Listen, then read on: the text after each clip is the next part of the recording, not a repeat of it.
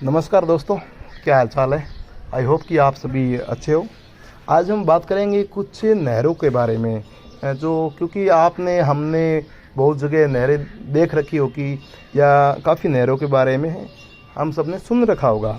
उदाहरण तौर पर पहली नहर की अगर बात करें, सबसे बड़ी नहर इंदिरा गांधी नहर, जो हिमाचल से भाखड़ा नागल बांध से निकलती है, और ये नहर हरियाणा, पंजाब और राजस्थान से होकर निकलती है, और यहाँ के किसान इस नहर के पानी से खेती करते हैं। और उसके बाद बात करेंगे अपन नागल नहर, जो पंजाब के किसानों के काम आ रही है। पंजाब के किसान उस नहर के पानी से खेती कर रहे हैं। फिर बात करेंगे शारदा नहर, जो यूपी में बहती है। फिर बात करेंगे अपन त्रिवेणी नहर, ये नहर अपने बिहार में है। और फिर बात करेंगे गोदावरी नहर, जो महाराष्ट्र में बहती है। और कावेरी डेल्टा नहर, जो तमिलनाडु में बहती है। बहुत बड़ी बड़ी नहरें हमने देख रखी है, उनके बारे में सुन रखे हैं। तो राजस्थान में एक ऐसी नहर है जिस नहर को स्थानीय लोग खूनी नहर के नाम से जानते हैं। ये एक विचित्र सा नाम उन लोगों ने दे रखा है। इसका भी एक बड़ा कारण है कि क्योंकि इससे ये जो नहर है, तो एक तो इसमें गुड़गांव का, दिल्ली का गंदा पानी आता है, और फिर इस नहर में इस नहर का जो स्लोप है, तो एकदम खड़े टाइप में है। बाकी नहरों का जितना भी स्लोप होता है वो होता है थोड़ा तिरछा, जिससे अगर अंदर कोई गिर जाए तो वो फिर भी निकलने के बहुत चांस है।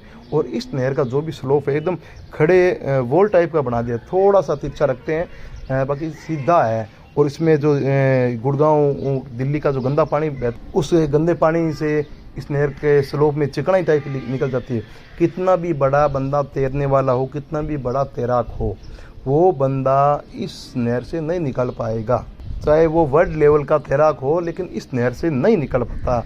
इसकी खड़ाई भी ज़्यादा है और तिरछी कम है, और ऊपर से गंदा पानी से एकदम चिकनी हो जाती है, तो निकलने के कोई चांस नहीं होते। तो अगर नहरों के हिसाब से हम देखें तो इस नहर में सबसे ज़्यादा मौत होती है, क्योंकि अमूमन पता है आपको और हमें कि नहर गाँवों से या शहर के पास से निकलती है।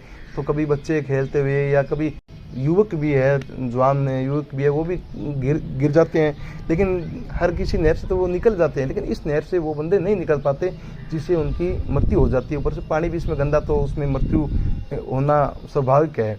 फिर इसमें पशु भी इतने ज़्यादा मरते हैं कि हद से ज़्यादा हम कल्पना नहीं कर सकते। इतने पशुओं की मौत होती है। गाय, भैंस, बकरी, भेड़, इस तरह के पशु भी बहुत मरते हैं। उसी प्रकार से अगर हम बात करेंगे तो हम डैम की बात करेंगे, तो जैसे हमारे यहाँ इंडिया में सबसे बड़ा डैम है टिहरी डैम, जो उत्तराखंड में स्थित है। और उसके बाद भाखड़ा नागल डैम, जो हिमाचल में स्थित है। इसी नहर से इंदिरा गांधी नहर निकलती है। फिर बात करेंगे सरदार सरोवर बांध, गुजरात में स्थित है, जो पिछले सालों में बनकर तैयार हुआ है। और इस डैम की तो हाइट भी बहुत ही ज़्यादा है। मतलब न्यूज़ में, गूगल पे देखा है कि इस डैम की हाइट काफ़ी ऊपर तक है। और फिर हम बात करेंगे अपना हीराकुंड बांध, जो ओडिशा में स्थित है। ये भी काफ़ी बड़ा बांध है। और उसके बाद बात करेंगे नागा अर्जुन सागर बांध, तेलंगाना में स्थित है। उसके बाद हम बात करेंगे सबसे यूनिक बांध में, जो सबसे कम समय में और हम ही लोगों द्वारा बनाया गया है, जो एक विचित्र बांध है, बहुत ही शानदार बांध है, जिसकी जितनी तारीफ करो उतनी कम है। और इस बांध का नाम है सर्वोदया डैम। सर्वोदया बस्ती डैम भी बोल सकते हो प्यार से, बाकी हम इसे बोलते हैं सर्वोदया डैम। ये डैम है मेरे घर के आगे स्थित, और ये डैम हम ही लोगों द्वारा बनाया गया है। ये मैं इसलिए कह रहा हूँ क्योंकि इस डैम में हमारा योगदान घूम फिर के ये है कि हमने यहाँ के जनप्रतिनिधियों को वोट दिए है, हमने यहाँ के पार्षद को वोट दिया है, हमने यहाँ के एमएलए को वोट दिया है, हमने यहाँ के सांसद को वोट दिया है। और हमारे वोट से सांसद के अंदर में मंत्री बना हुआ है। हमारे वोट से जहाँ बीकानेर पश्चिम का जो एमएलए है, वो अभी राजस्थान सरकार में मंत्री बना हुआ है। इतना सब होने के बाद भी हमारी हालत है ये। अब इस डैम की कुछ खासियत भी है। इस डैम में सबसे बड़ी खासियत है कि घर के आगे पूरी 30 फुट की गली है, पूरी की पूरी इस डैम ने कवर कर रखी है। और फिर आता है कि ये आम रास्ता हुआ करता था, काफ़ी लोग निकलते थे। पिछले 1 महीने से इस रास्ते से कोई नहीं निकलता, और हम भी निकलते हैं तो या तो घर के पीछे वाली गली से निकलते हैं, या दीवार को पकड़ के, दीवार के ऊपर जो रेलिंग लगी होती है लोहे वाली, वो पकड़ के जाते हैं। भैया कुछ सामान वामान लाना हो तो हम ऐसे जाते हैं। फिर इस डैम की एक सबसे बड़ी खासियत है कि सामने कुछ हमारे प्रेमी हैं, हमारे मोहल्ले में कुछ रहने वाले प्रेमी हैं जिन्होंने सामने गोबर डाल दी है। गाड़ा वाड़ा लेके आते हैं, गोबर डाल दी। पहले 100-150 गायें रखो, पहले गाय रखने के बाद हमें परेशान करो तो भैया गायें रखो तो बाहर रखो, लेकिन नहीं, हम ज़्यादा हम उनको कह भी नहीं सकते।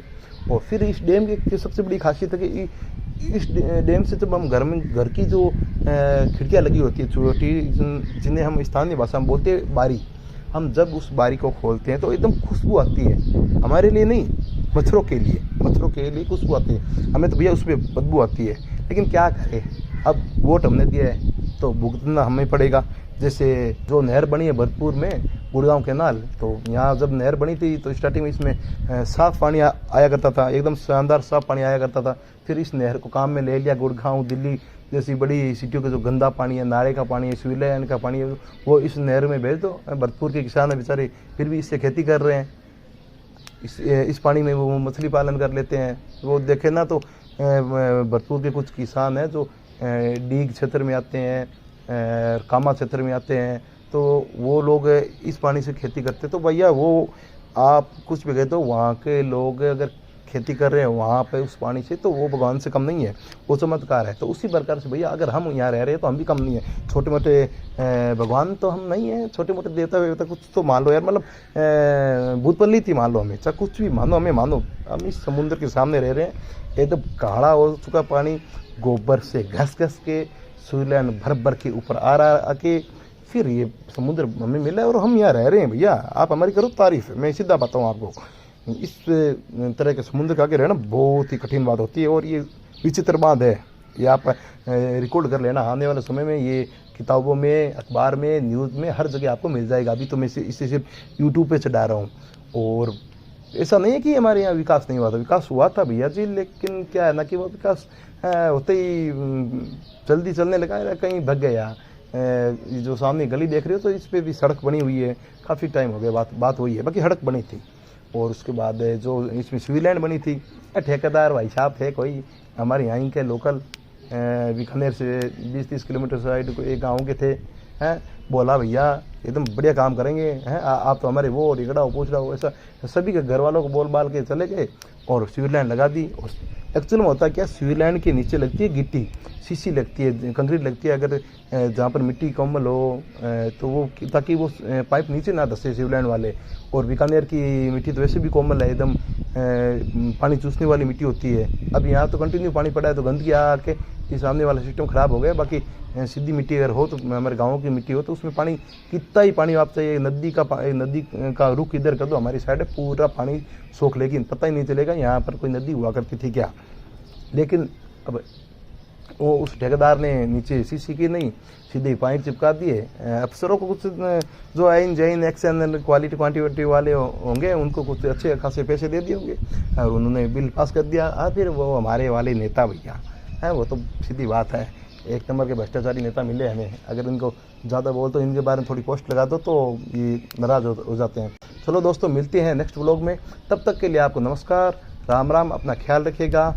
और हाँ, प्लीज़ आपसे रिक्वेस्ट है कि इस वीडियो को शेयर करें, लाइक करें, ताकि शायद गवर्नमेंट के कानों में ये आवाज़ पड़े।